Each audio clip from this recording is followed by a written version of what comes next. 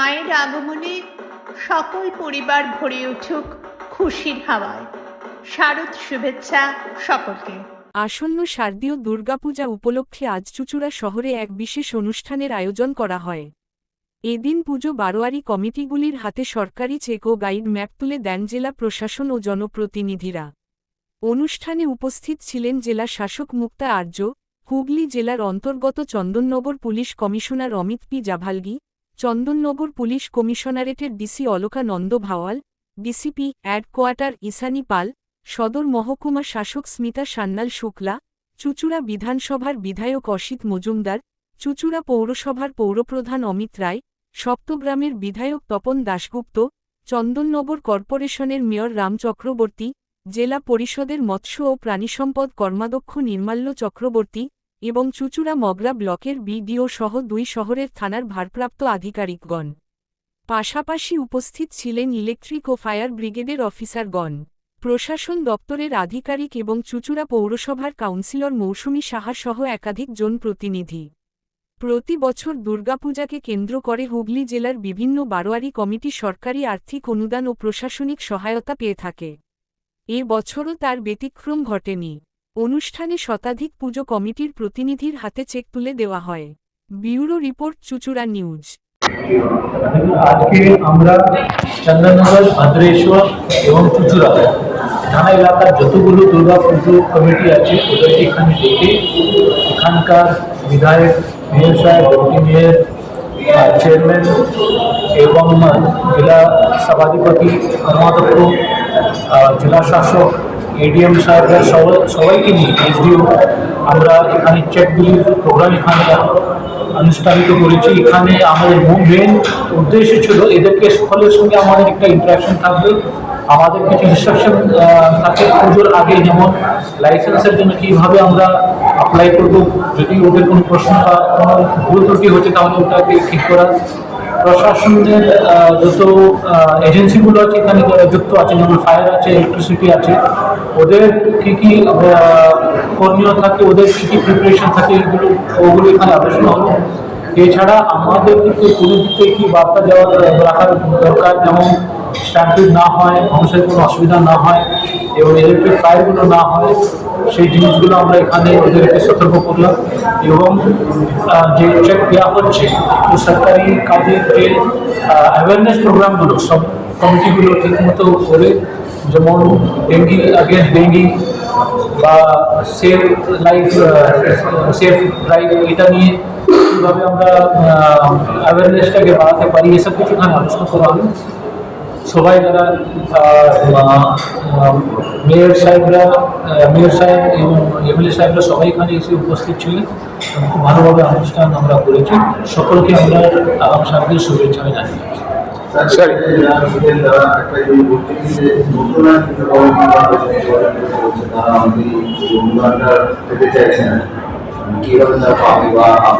দেখুন, ব্যাপারটা হচ্ছে কি পুজো পূর্ণ হতে হবে এবং এরা আমাদেরকে জানাবে। আমরা অলরেডি নতুন কিছু যারা এমএলএ সাহেবরা আছেন, এমপি সাহেবরা আছেন, ওনার থেকে আমরা কিছু পুজো কমিটির লিস্ট আমরা পেয়েছি, সেই লিস্টটা আমরা পাঠিয়ে দিয়েছি। তো এটি সাবজেক্ট টু অ্যাপ্রুভাল। আমরা যে প্রতি বছর যারা পাই ওদেরকে আমরা চেক ডিস্ট্রিবিউট করছি। যারা নতুনভাবে অ্যাপ্লাই করতে চান ওরা আমাদেরকে লিস্টটা পাঠাবেন, কত পুরনো আছে সব কিছু বিস্তারিতভাবে আমরা ওনাদের থেকে জেনে নেব যে কতদিন থেকে এরা পুজো করছে এবং ওদের লাইসেন্স আছে কিনা, লাইসেন্স যদি থাকে, কোনো কিছু যদি থাকে, এবং চেয়ারম্যান সাহেবরা, এমএলএ সাহেব, মেয়র সাহেব রেকমেন্ড করি আমরা ওখান থেকে পাঠিয়ে দিই। প্রতি বছরে কিন্তু নতুন পুজোগুলোকে অনুদান দেওয়া হয়, এবারও তাই হবে আমরা আশা করছি। আমরা এখান থেকে কিন্তু ঠিকমতো সুপারিশ করে পাঠাবো। স্যার, ইকো ফ্রেন্ডলির উপরে কতটা জোর দেওয়া হচ্ছে? প্রত্যেক বছরই দেখা যায়, এবারেও বহু প্যান্ডেলে থার্মোকলের রয়েছে। এটা আমরা বলেছি পুজো যত ডেকোরেশন যে সাজানোর যে মেটেরিয়ালগুলো আছে এবং পুজোর সব দিক থেকে কিন্তু একটা ইকো ফ্রেন্ডলি করা উচিত। আমি একটা বলতে চাইছি, আমি নিজে চোখে দেখা জগন্নাথের পুজো যেমন সব কিছু ইকো ফ্রেন্ডলি মেটেরিয়াল দিয়ে তৈরি করা হয়, বিসর্জন হয়, নিজে পৌরসভা থেকে সব কিছু সরিয়ে ওটাকে ক্লিন করা হয়। এই জিনিসটা কিন্তু দুর্গা পূজাতেও ফলো করা উচিত। এতে অনেকগুলো পুজো আছে, এদেরকে সকলকে আমরা বলেছি এবং পুলিশ কন্ট্রোল বোর্ড যে পারমিশন দিতে হয় ওখানে সব কিছু ইনস্ট্রাকশন আমরা দিয়ে থাকি, ওদেরকে বলা হয় কি এগুলো আপনারা জিনিসটা অ্যাভয়েড করুন, যে এই নন ইকো ফ্রেন্ডলি মেটেরিয়ালগুলোকে ব্যবহার করবেন না, ইকো ফ্রেন্ডলি জিনিসটা ব্যবহার করেন। পুজো হওয়ার পরে সেই জিনিসটা যে নদীতে যেন না যায় বা কোথাও পড়ে না থাকে, এই জিনিসটা আপনার মাথায় পরিসরটাকে পরিষ্কার রাখার জন্য যে যা যা যাবতীয় কাজগুলো করা দরকার আছে সব কিছু।